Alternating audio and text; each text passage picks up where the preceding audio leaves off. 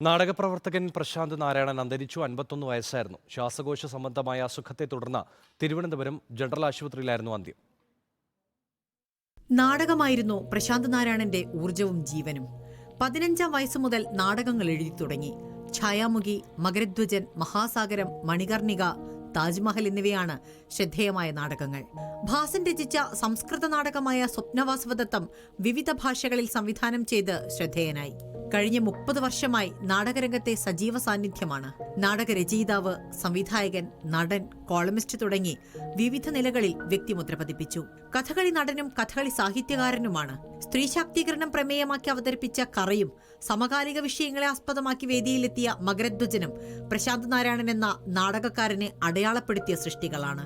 2003 കേരള സംഗീത നാടക അക്കാദമിയുടെ മികച്ച നാടകരചനയ്ക്കുള്ള പുരസ്കാരം, 2011 ദുർഗാദത്ത പുരസ്കാരം, 2015 AP കളക്കാട് പുരസ്കാരം, അബുദാബി ശക്തി അവാർഡ് എന്നിവ നേടിയിട്ടുണ്ട്. നാടകമേഖലയെ ഗൗരവമായി കാണുന്നവർക്ക് അവസരമൊരുക്കുന്നതിന് കളം എന്ന നാടക കളരി സ്ഥാപിച്ചു.